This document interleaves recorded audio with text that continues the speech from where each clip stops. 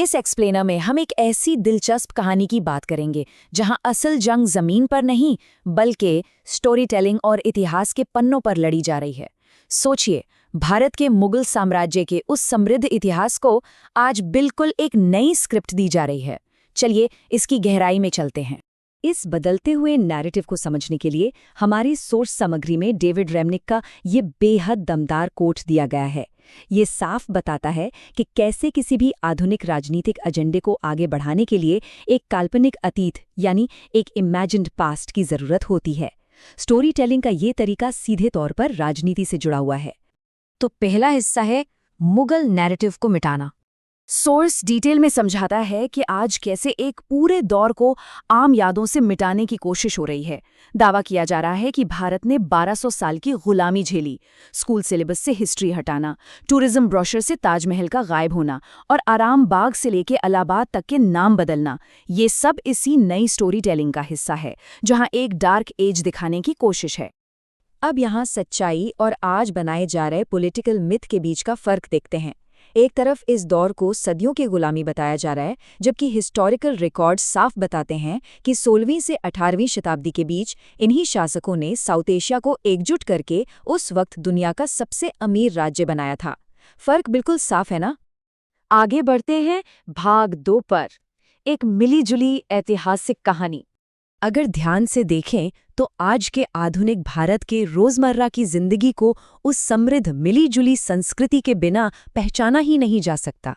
ये उस सदियों पुरानी स्टोरी टेलिंग का असर है जिसने हमारे आज के समाज का निर्माण किया है। जेब में रखे रुपए से लेकर तंदूरी चिकन और बिरयानी तक, और बॉलीवुड फिल्मों की भाषा से लेकर लाल किला से होने वाले प्राइम मिनिस्टर के भाषण तक, ये सारी चीजें उसी दौर से आई हैं। असल में ये उस मिली-जुली कहानी का सबूत है जो हर भारतीय के जीवन में रची बसी है।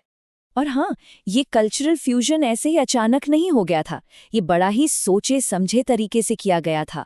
हुमायूं का प्राचीन राजाओं की तरह दर्शन करना, अकबर का राजपूत राजाओं को सम्मान के साथ जोड़ना और रामायण महाभारत का फारसी अनुवाद करवाना, ये सब दो अलग परंपराओं को जोड़ने की एक बहुत ही अद्भुत कहानी थी।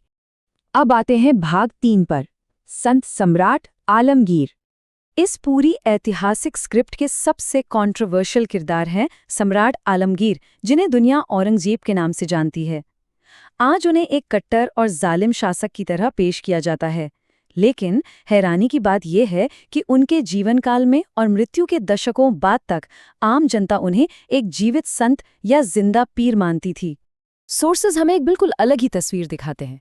उन्होंने खुलदाबाद में एक आम सी खुले आसमान वाली कब्र चुनी, जो बाद में लोगों की श्रद्धा का बड़ा केंद्र बन गई। 18वीं शताब्दी के इतिहासकारों ने उस दौर को शांति और न्याय का गोल्डन एज तक कहा। यहाँ तक कि उनके दुश्मन माने जाने वाले मराठा नेता शाहू ने 1707 में उन्हें श्रद्धांजलि देने के लिए 75 मील का लंबा सफर पैदल तय किया था।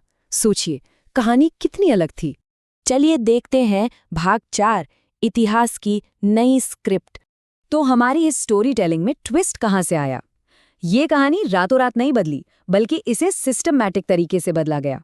18वीं शताब्दी के अंत में ब्रिटिश शासकों ने अपने राज को ठीक ठहराने के लिए इन्हें अन्यायी बताया।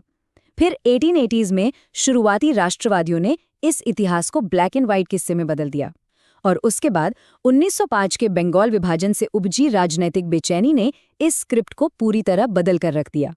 राजनीतिक उत्थान के उस दौर में मशहूर इतिहासकार जदुनाथ सरकार ने इस नई स्क्रिप्ट पर मोहर लगा दी।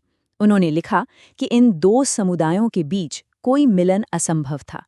इस एक नेगेटिव बायोग्राफी ने आलमगीर को राजनीतिक रूप से खतरनाक बना दिया और आने वाले 100 सालों तक इस किरदार को डीमोनाइज करने की नींव रख दी। और अब आखिरी हिस्सा, भाग 5, पर्दे पर कहानी। आज इस बदली हुई स्क्रिप्ट को सीधे बड़ी स्क्रीन्स पर लाया जा रहा है। अगर हम 2025 की नई फिल्म छावा और हिस्टोरिकल रिकॉर्ड को कंपेयर करें तो फर्क देखिए। फिल्म किसी मार्वल कॉमिक्स की तरह है, जहां संभाजी एक सुपर हीरो हैं और आलमगीर एक शुद्ध शैतान जो मासूमों पर अत्याचार कर रहा है। लेकिन ऐतिहासिक रिकॉर्ड बताते हैं कि आलमगीर ने आम जनता को निशाना नहीं बनाया था। यहाँ स्टोरी टेलिंग में सच्चाई को एक हिंसा से भरे मिथ के लिए कुर्बान कर दिया गया है। लेकिन सोर्स यहाँ एक बहुत ही जरूरी चेतावनी देता है कि पर्दे पर बनाए गए इन मिथ्स का हकीकत पर खतरनाक असर होता है। फिल्म देखकर दर्शक इस कदर उग्र हुए कि थिएटर की स्क्रीन तक फाड़ दी गई। राजनेताओं ने उस कब्र पर बुलडोजर चलाने की मांग की जहां कभी दुश्मन भी श्रद्धांजलि देने जाते थे। नागपुर में दंगे हुए, और तो और सत्ता पक्ष ने पार्लियामेंट में इस फिल्म की स्पेशल स्क्रीनिंग तक रखी। ये स्टोरी टेलिंग का बदलाव अब सचमुच रियल वर्ल्ड कॉन्सिक्वेंसेस पैदा कर रहा है। आखिर में हमें इस एक गंभीर सवाल पर विचार करना पड़ेगा। जब एक समाज अपने जटिल और मिलीजुली हिस्ट्री को मिटाकर उसकी जगह एक बहुत ही आसान और राजनीतिक रूप से फायदेमंद नई कहानी अपनाता है, तो उस नई कहानी की असली कीमत क्या होती है?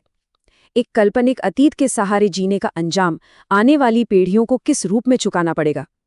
इस एक्सप्लेनर को यहीं रोकते हैं और ये सवाल आगे सोचने के लिए छोड़ते हैं।